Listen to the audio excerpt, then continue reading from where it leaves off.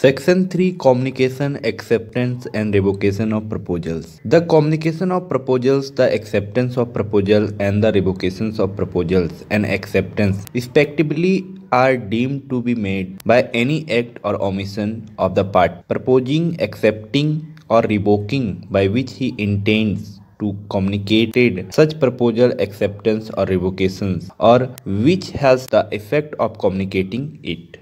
Section 3 के अनुसार जब प्रपोजल देने वाला एक्सेप्टेंस करने वाले को अपने क्लियर इंटेंट के साथ अपना रिवोकेशन कम्युनिकेट करता है उसके एक्सेप्टेंस के पहले ही, तो वह रिवोकेशन ऑफ प्रपोजल माना जाएगा। वैसे ही एक्सेप्टर अगर अपना एक्सेप्टेंस वापस लेना चाहता है तो वह भी अपना रिवोकेशन प्रपोजर को कम्युनिकेट कर सकता है, मगर ये उसके एक्सेप्टर के नॉलेज में आने से पहले होना चाहिए, तभी वह अपना एक्सेप्टेंस वापस ले सकता है या प्रपोजल वापस ले सकता है। Section 4 communication when complete. The communication of proposal is complete when it comes to the knowledge of the person to whom it is made. The communication of an acceptance is complete as against the proposer when it is put in a course of transmission to him so as to be out of the power of the acceptor, as against the acceptor when it comes to the knowledge of the proposer. The communication of revocation is complete as against the person who makes it when it is put into a course of transmission to the person to whom it is made so as to be out of the power of the persons who makes it, as against the person to whom it is made when it comes to the his knowledge. इस धारा के अनुसार communication of proposal तब complete समझा जाएगा जब proposal की जानकारी एक्सेप्टर के पास पहुंच गई हो। कम्युनिकेशन ऑफ एक्सेप्टेंस तब कंप्लीट होता है जब एक्सेप्टर अपना एक्सेप्टेंस बाय पोस्ट या मेल के थ्रू या कम्युनिकेट कर देता है तो उसका एक्सेप्टेंस वहीं मान लिया जाता है और उसके अधिकार क्षेत्र से वह प्रपोजल अब निकल चुका होता है, वह चाहकर भी उसे अब वापस नहीं ले सकता है। द कम्युनिकेशन ऑफ रिवोकेशन तब कंप्लीट माना जाता है जब जो व्यक्ति अपना प्रपोजल या एक्सेप्टेंस रिवोक करना चाहता है वह अपना रिवोकेशन पोस्ट कर देता है, बाय मेल या कम्युनिकेट कर देता है। अब उसके अधिकार क्षेत्र से वह रिवोकेशन जा चुका होता है। जैसे ही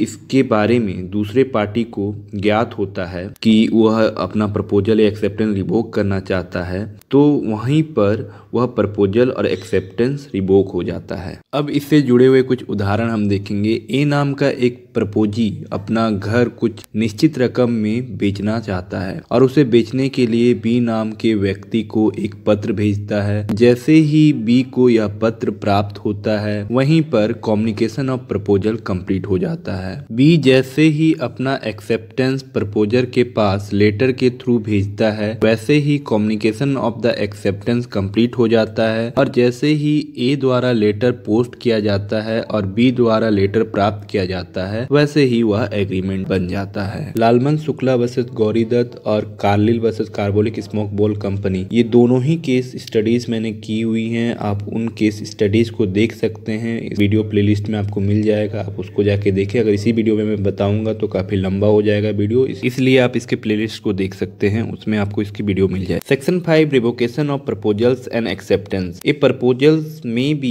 revoked at any time before the communication of its acceptance is complete as against the proposer but not afterwards. यहाँ पे यही बोलना चाह रहा है कि जो प्रस्ताव देने वाला व्यक्ति है वो जब तक कि एक्सेप्टेंस देने वाला व्यक्ति है वो उसके पास ये प्रस्ताव नहीं पहुंच जाता है और एक्सेप्टर जब तक अपना एक्सेप्टेंस उसे नहीं कम्युनिकेट कर देता है तब तक वो उस प्रस्ताव को वापस ले सकता है। लेकिन अगर एक बार उसने एक्सेप्टेंस दे दिया एक्सेप्टर ने, तब फिर वो उस प्रपोजल को वापस नहीं ले सकता, उसे रिवोक नहीं कर सकता है। उसी तरह एक्सेप्टेंस के केस में भी है, जब तक एक्सेप्टेंस वो अपना नहीं दे देता है, जब तक वो एक्सेप्टेंस कम्युनिकेट नहीं कर देता है तब तक वह अपना एक्सेप्टेंस वापस ले सकता है, मतलब उसे रिवोक कर सकता है। लेकिन एक बार वो अपना एक्सेप्टेंस दे देता है तो उसके बाद वो उसे वापस नहीं ले सकता है। N acceptance may be revoked at any time before the communication of the acceptance is complete as against the acceptor but no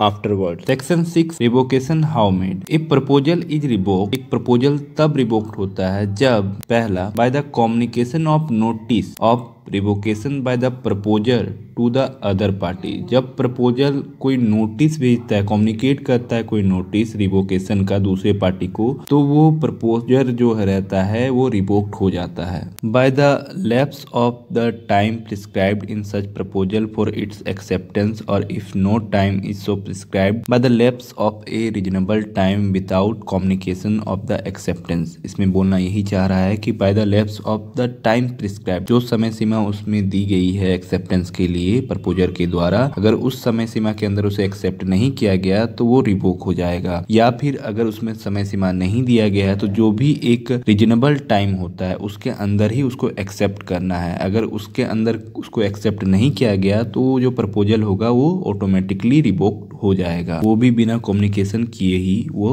revoke हो जाएगा। By the failure of the acceptor to fulfil a condition precedent to acceptance. यही बोलना चाह रहा है कि जो proposer होगा, अगर जो भी उसने कंडीशन दिया हुआ है एक्सेप्टेंस के लिए, उस जरिए उसको एक्सेप्टेंस नहीं किया जाता, एक्सेप्ट नहीं किया जाता एक्सेप्टर के द्वारा, तो वहां पे वो जो प्रपोजल होगा वो ऑटोमेटिकली रिवोक हो जाएगा। चौथा नंबर बोलना चाहता है कि by the death of insanity of the proposer, if the fact of the death और insanity comes to the knowledge of the acceptor before acceptance. इस क्लॉज में यही बोला जा रहा है कि अगर इसमें किसी व्यक्ति का डेथ हो जाता है या इंसेनिटी हो जाता है, अनसाउंड माइंड हो जाता है जो प्रपोजल दे रहा है वो, तो यहाँ पर क्या होगा, यहाँ पर यही होगा, जो प्रपोजल होगा वो रिवोक हो जाएगा। लेकिन अगर वहाँ पे एक्सेप्टर जो है एक्सेप्टेंस अपना भेज दिया है तो वहाँ पे ये प्रपोजल जो है वो रिवोक नहीं होगा। ये नॉलेज में आना चाहिए। अगर नॉलेज में आ चुका है एक्सेप्टर का कि वो डेथ हो गया उसका या वो इंसेनिटी हो गई है, अनसाउंड माइंड हो गया है वो, तो वहाँ पर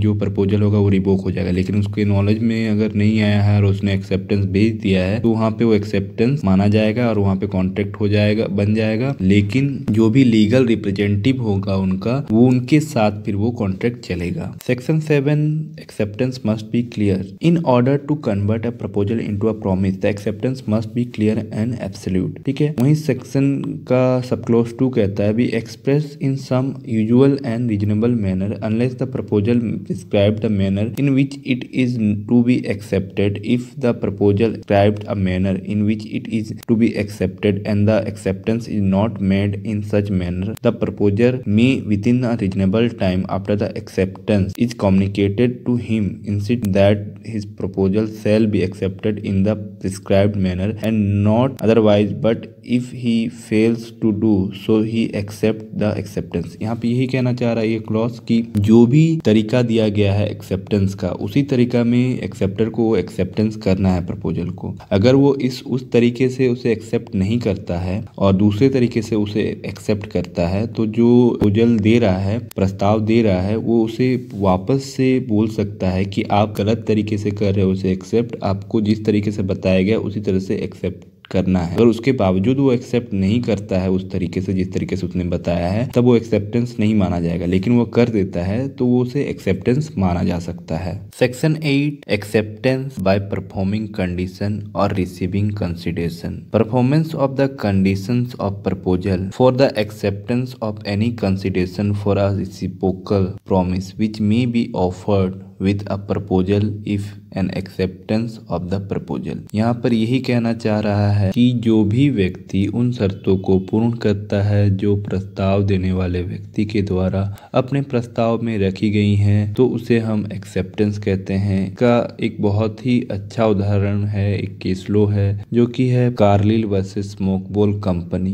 Carlill versus carbolic smoke ball company. इस वाद में बहुत ही अच्छी तरह से बताया गया इस संबंध में, और इस बात को हमने अपने पिछले वीडियो में बताया है, तो आप उस वीडियो को जाके देखें तो आपको ये केस लो समझ आ जाएगा। Section 9 promise express and implied. In so far as the proposal और acceptance of any promise is made in words the promise is said to be express. In so far as such proposal और acceptance is made otherwise than in words the promise is said to be implied. यहाँ पर यही कहना चाहता है कि जो भी एक्सेप्टेंस होगा अगर वर्ड्स के थ्रू होता है, ओरली होता है, तो जो एक्सेप्टेंस एक्सेप्टेंस होगा वो एक्सप्रेस होगा, और उसके अलावा जो भी तरीका उपयोग किया जाता है एक्सेप्टेंस के लिए उसे हम इम्प्लाइड एक्सेप्टेंस मान सकते हैं। आज का ये वीडियो समाप्त होता है यहीं पर। ये चैप्टर कंप्लीट हो चुका है, पहला चैप्टर। दूसरा चैप्टर जल्द ही लेके आऊँगा। अगर आपको हमारा ये वीडियो पसंद आया है तो लाइक शेयर करना ना भूलें और कमेंट बॉक्स पे कमेंट करें जरूर कि आपको ये वीडियो कैसा लगा। धन्यवाद दोस्तों।